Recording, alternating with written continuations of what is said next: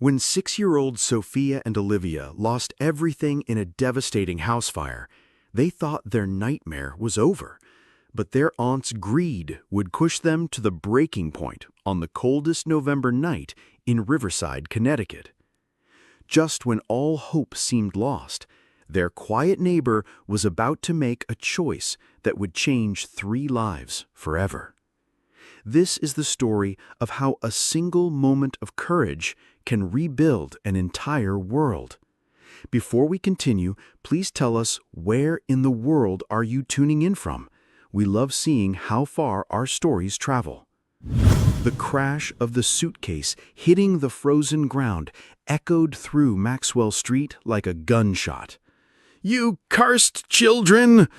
Margaret's voice sliced through the bitter November air as she hurled another box from the porch. The contents scattered across the icy sidewalk. Photographs, handmade dolls, and memories of a life that had been torn apart just 3 weeks ago. 6-year-old Sophia and Olivia huddled together on the stone steps, their matching purple coats, the ones their mother had bought them for their first day of kindergarten, doing little to protect them from the cold that was seeping into their bones. Their small hands were clasped so tightly together that their knuckles had turned white. "Everything you touch withers and dies," Margaret screamed, her face twisted with rage as she grabbed another armload of the girls' belongings. "First your grandparents, now your parents. I won't let you destroy my life too." The girls flinched with each word, pressing closer together. Olivia's teddy bear, the one their mother had sewn by hand when she was born, lay abandoned near their feet, one of its button eyes hanging by a thread. Gerald, Margaret's husband, emerged from the house carrying a box marked Sophia's Books in their father's careful handwriting. He wouldn't meet the children's eyes as he set it down roughly on the lawn. "Gerald, hurry up!" Margaret snapped. "I want them and all their cursed belongings off my property before midnight." From the window of the house next door, Thomas Walker watched in horror. His hands were pressed against the cold glass, his jaw clenched so tight it ached.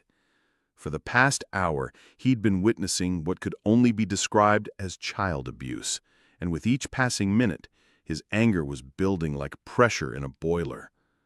He'd been home late from the office, working on blueprints for a new community center, when the shouting had started. At first, he'd tried to ignore it.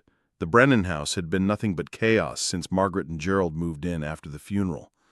But when he'd looked outside and seen 2 small figures sitting helplessly on the porch while a grown woman screamed at them, something inside him had snapped to attention. "Please, Aunt Margaret." Sophia's voice was barely a whisper, but it carried across the yard with heartbreaking clarity. "We'll be good. We promise we won't talk about Mommy and Daddy anymore if it makes you sad." Margaret whirled around, her eyes blazing. "Sad? You think I'm sad? I'm trying to save myself from whatever curse follows you two around." She grabbed the box of books, stories that David Brennan had read to his daughters every single night, and threw it with such force that several volumes spill out, their pages fluttering in the wind like wounded birds. Thomas's heart hammered in his chest. He'd known the Brennan family for 5 years, ever since he'd moved to Maxwell Street. David and Sarah Brennan had been the kind of neighbors everyone hoped for, kind, generous, always ready with a helping hand or an invitation to a backyard barbecue. Their twins had been the light of their lives, 2 bright, curious little girls who would wave at him every morning as he left for work.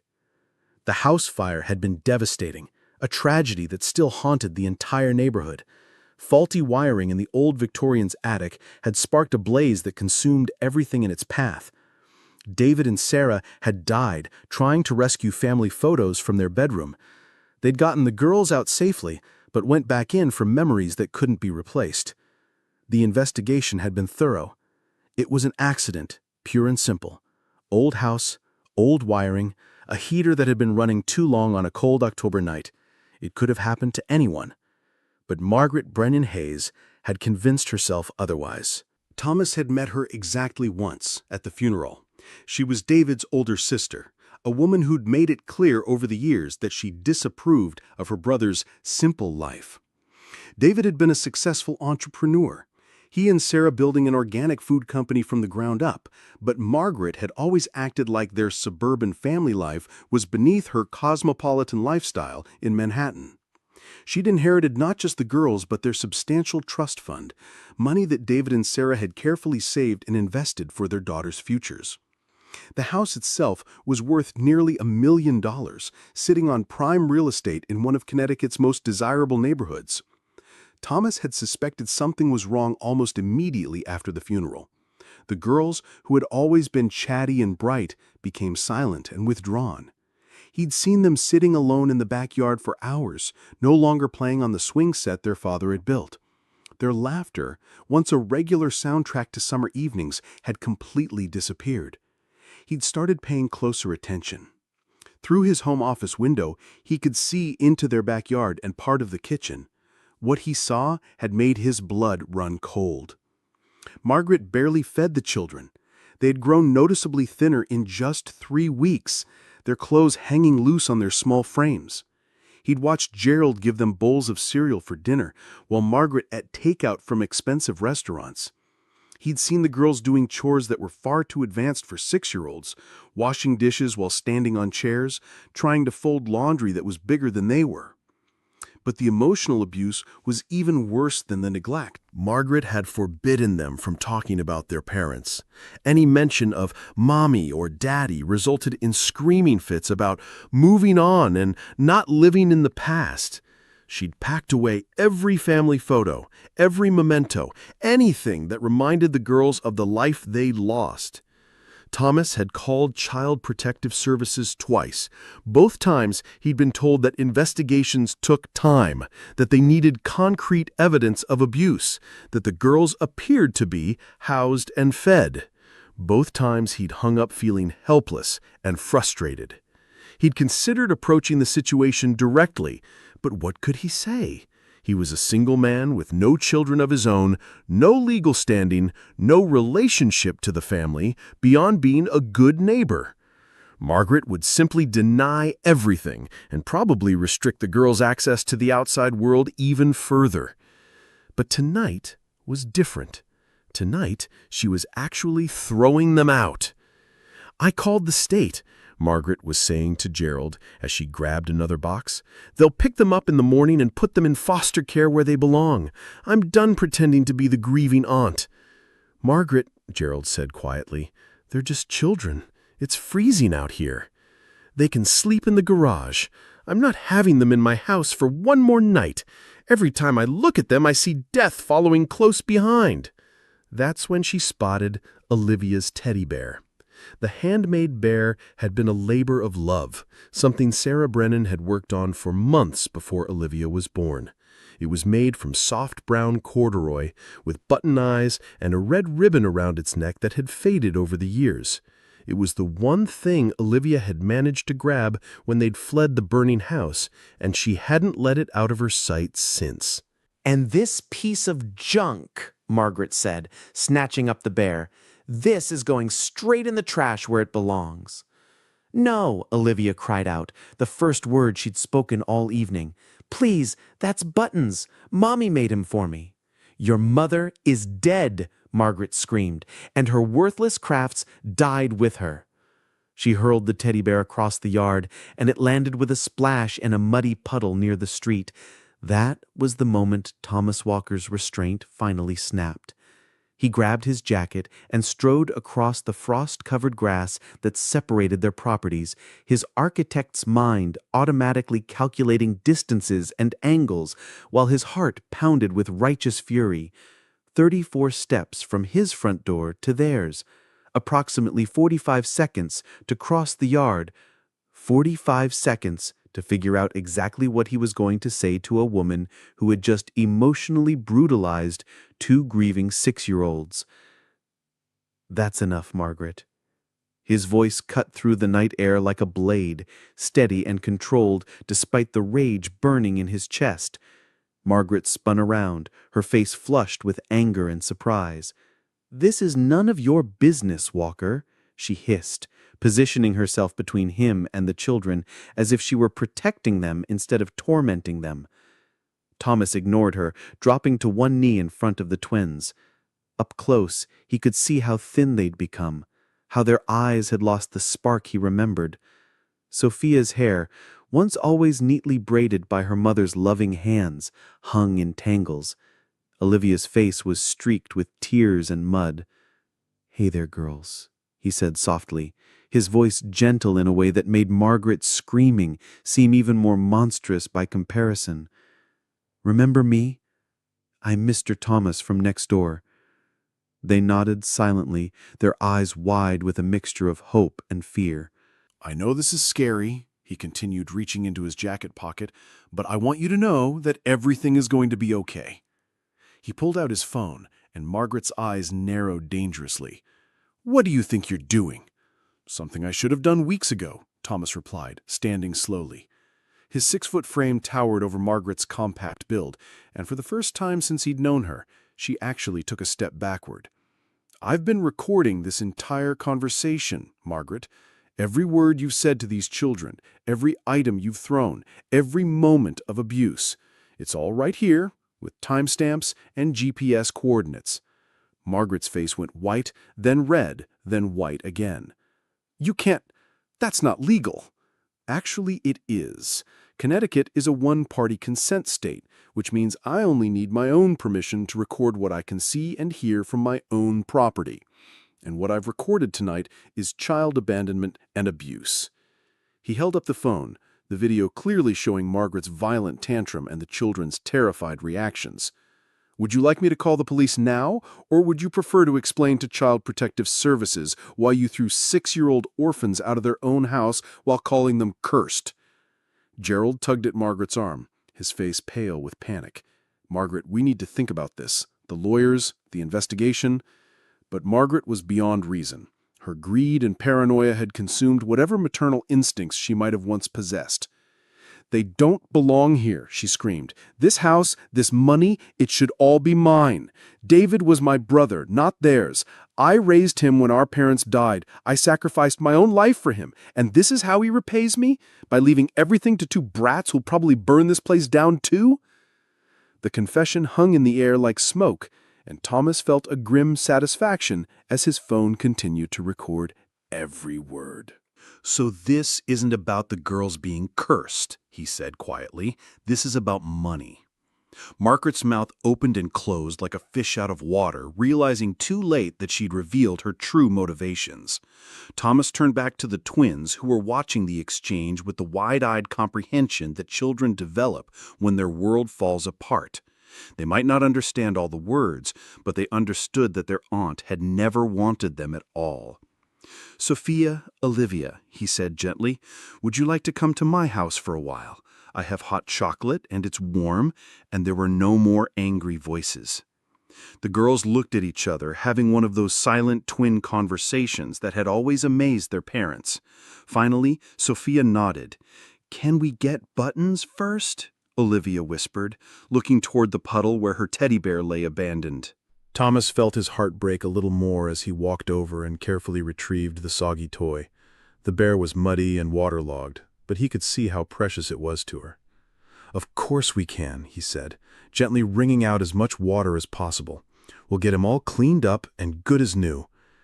As he led the girls away from the porch, wrapping his jacket around their small shoulders, Margaret found her voice again.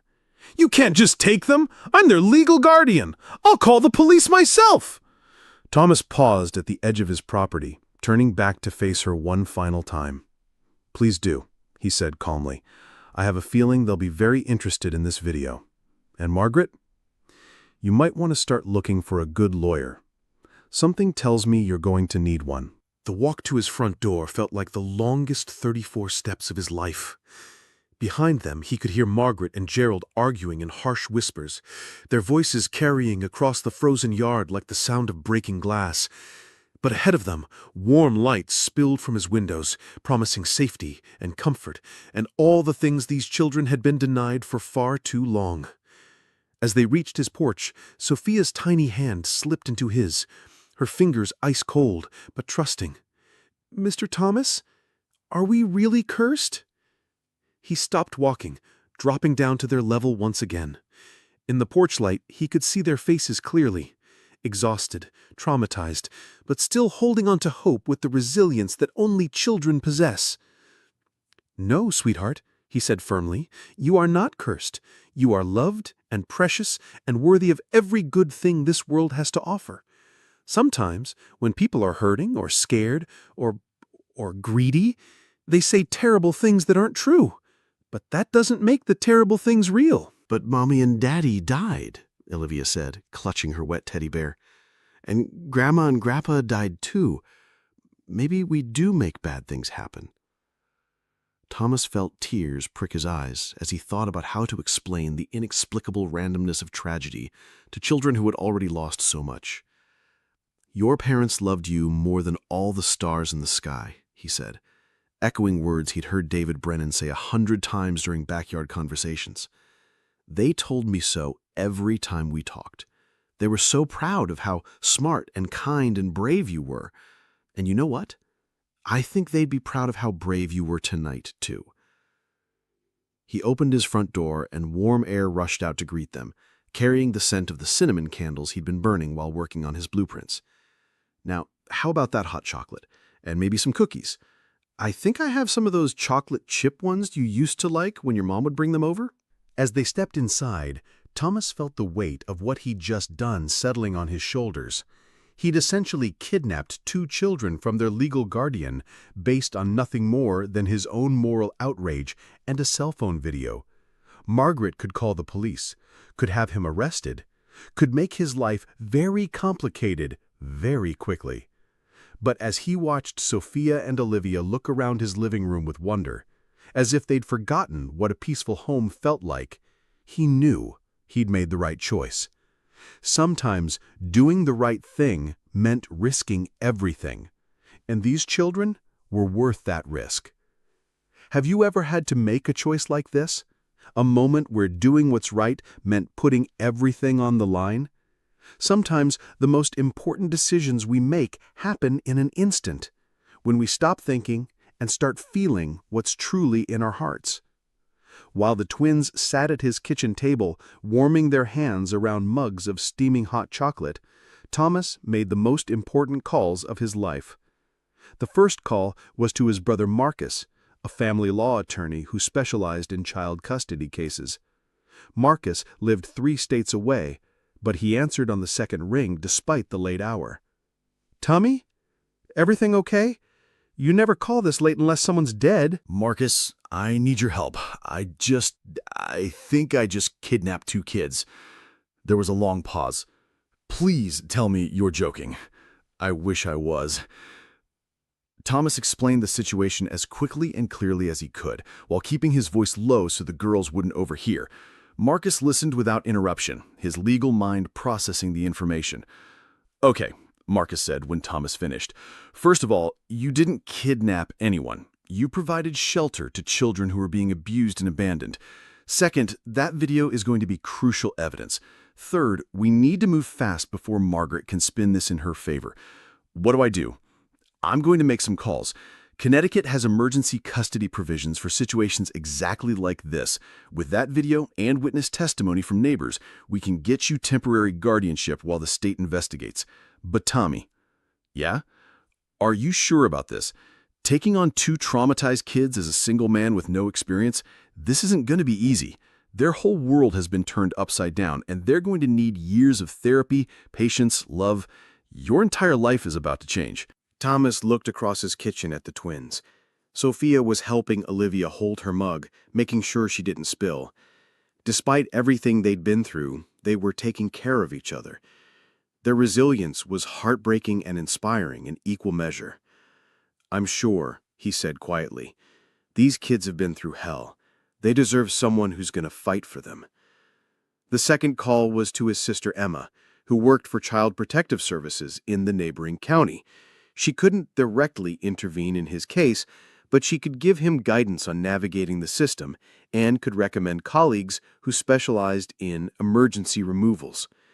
"The key is documentation," she explained. "That video is good, but you need more.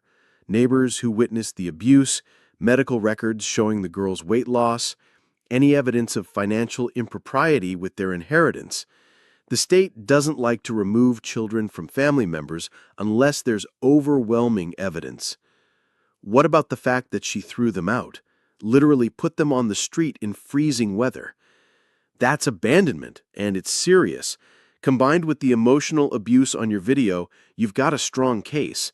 But be prepared for a fight. Margaret's going to claim you're an unstable single man who manipulated the situation.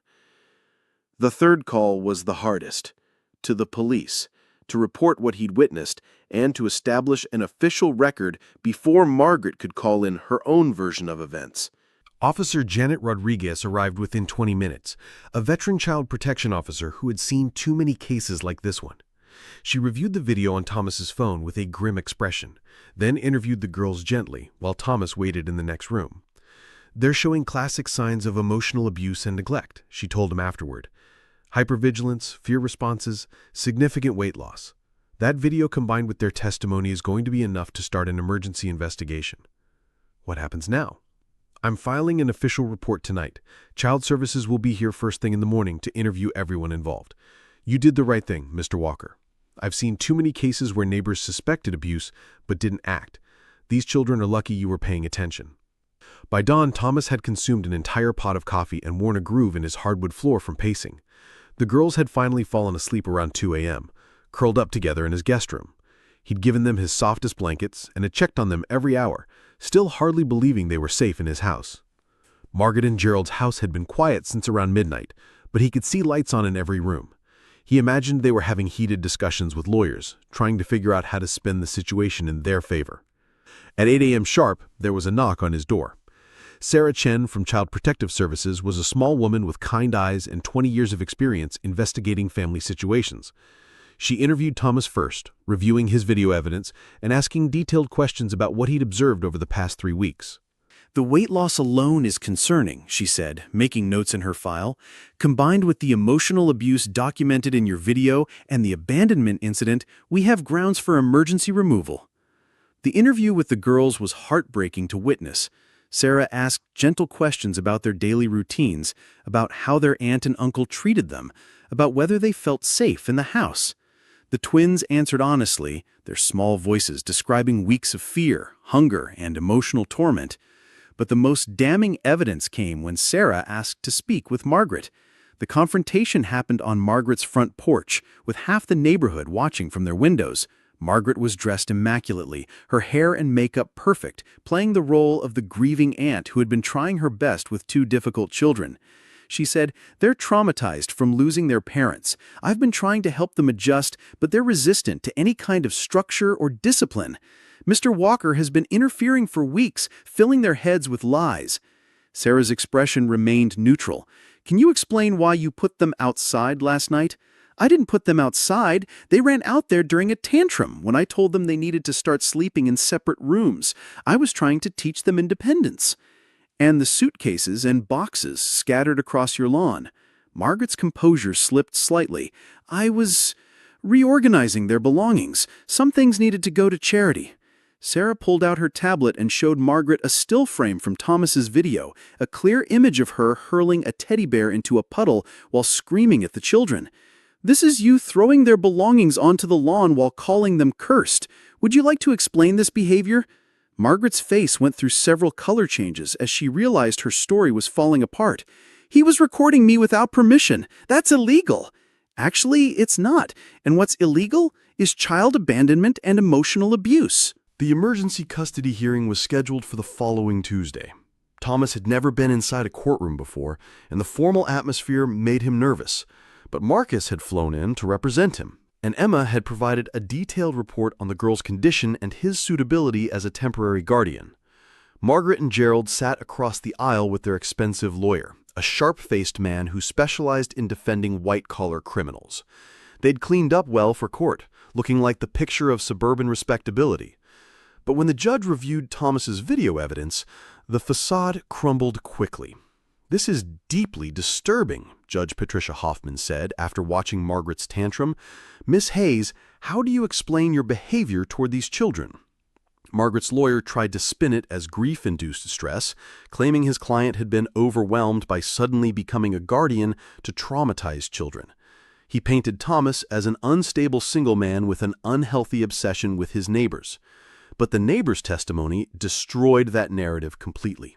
Mrs. Patterson from across the street had seen the girls sitting alone in the yard for hours at a time, sometimes without coats in cold weather. Mr. and Mrs. Kim from 2 houses down had witnessed Margaret screaming at the children through open windows. Even the mailman testified that the girls had approached him one day asking if he had any food because they were hungry. The family accountant revealed that Margaret had attempted to transfer significant funds from the girls' trust account into her own accounts, claiming they were guardian expenses. The amounts were staggering.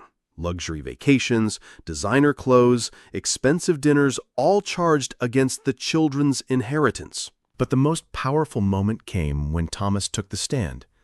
"Your Honor," he said, his voice steady despite his nervousness, "I'm not going to pretend I'm the perfect candidate to raise these children. I'm a single man, I've never been a parent, I work long hours, and my house isn't child-proofed." He paused, looking across the courtroom at Sophia and Olivia, who were sitting with a victim's advocate.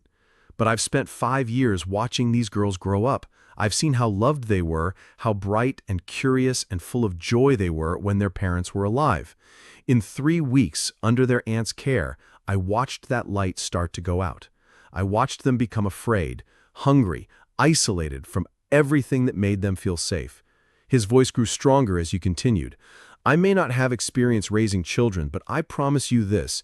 I will spend every day making sure they know they're wanted, protected, and loved. They've lost enough. They shouldn't lose their sense of safety and belonging too." Judge Hoffman's decision was swift and decisive. Margaret and Gerald were immediately stripped of guardianship. Margaret was charged with child endangerment, emotional abuse, and attempted fraud. Gerald was charged as an accessory and for failing to report abuse. Their bail was set high enough to prevent them from fleeing the jurisdiction. Thomas was granted emergency foster custody, with a clear path toward adoption if the girls agreed and if he successfully completed all required training and evaluations. The girls' inheritance was secured in a properly managed trust with an independent financial advisor overseeing all transactions. But more importantly, Sophia and Olivia were finally safe. The transition wasn't easy. 3 months later, Thomas had learned more about child psychology, trauma recovery, and the patience required for healing than he'd ever imagined possible. The girls had nightmares most nights, waking up screaming for their parents. They hoarded food in their room, terrified that meals might be taken away again. They flinched at raised voices and had panic attacks when they heard arguments on television. But slowly, steadily, they began to heal. It started with small things. Olivia began carrying her newly cleaned teddy bear everywhere again, talking to Buttons about her feelings. Sophia started asking questions about Thomas's architectural work, showing the same curiosity about buildings and design that her father had possessed. They attended therapy twice a week with Dr. Martinez, a specialist in childhood trauma, who helped them process their grief and fear. Thomas attended too, learning how to create a stable, predictable environment where the girls could feel secure. The house slowly transformed from a bachelor pad into a family home. The girls' artwork appeared on the refrigerator. Toys and books filled the living room. The guest room became their permanent bedroom, painted in their favorite colors with glow-in-the-dark stars on the ceiling. Thomas learned to braid hair, pack school lunches, and navigate the complex social dynamics of 6-year-old friendships.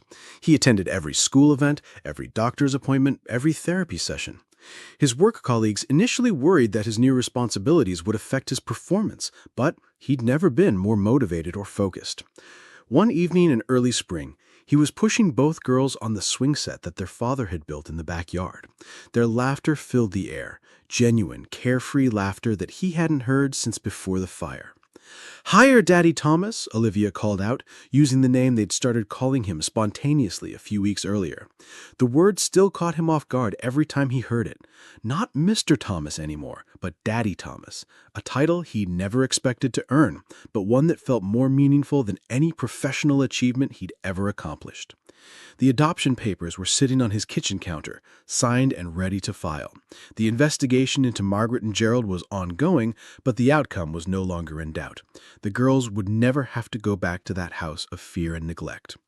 Sometimes the most beautiful families aren't born from blood, but from the choice to love unconditionally when someone needs you most. Margaret was ultimately sentenced to 3 years in prison for child abuse and fraud. Gerald received 18 months for his role in the abuse. The girls' trust fund was restored to its full amount, plus interest and damages.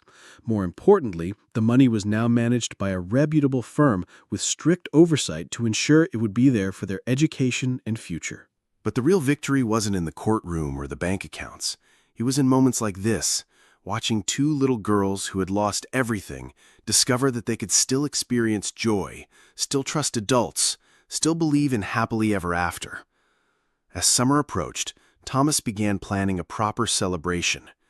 The adoption would be finalized in July, making their family official in the eyes of the law. But in his heart, and in theirs, they'd been a family since that cold November night when he'd crossed a frost-covered yard and chosen to do the right thing. The house on Maxwell Street, once the site of tragedy and heartbreak, had become a place of healing and new beginnings. Neighbors who had watched the drama unfold now smiled when they saw Thomas walking the girls to school each morning, or when they heard the sound of laughter floating from the backyard in the evenings.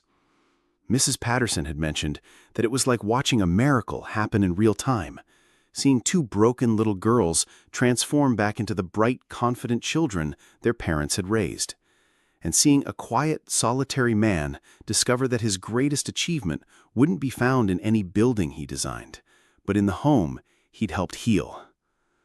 On the day the adoption was finalized, Judge Hoffman smiled as she signed the papers that officially made Thomas Walker the father of Sophia Rose Walker and Olivia Grace Walker.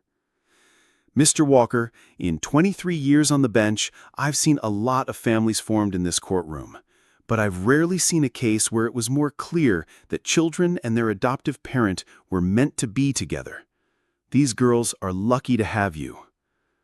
Thomas felt tears in his eyes as he looked down at the twins, who were dressed in new purple dresses, the same color as the coats they'd been wearing that terrible November night. "Your Honor," he said quietly, "I'm the lucky one."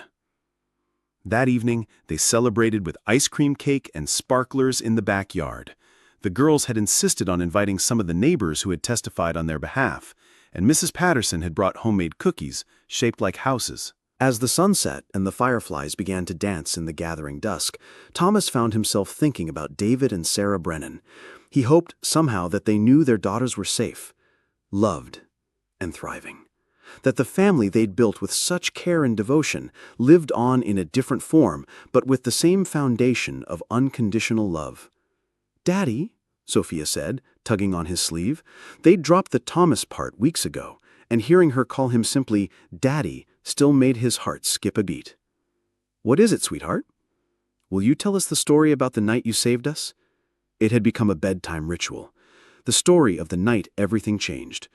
Not the scary parts about Margaret's cruelty, but the hopeful parts about choices and courage and love conquering fear. "Once upon a time," he began, settling into the patio chair with both girls curled up on his lap. "There were 2 very brave little girls who needed a hero. But what they found instead was something even better. They found a family." As their neighbors slowly drifted home and the stars began to appear overhead, Thomas told the story one more time. The story of how a single moment of moral courage had changed 3 lives forever, creating a family bound not by biology, but by choice, love, and an unshakable commitment to protecting what matters most. And in that story, their story, everyone lived happily ever after. If stories of unexpected families and second chances touch your heart, don't forget to subscribe to Ever Bell's Stories. Sometimes the most powerful love stories aren't about romance. They're about the choice to show up for someone when they need you most. Because in the end, that's what family really means.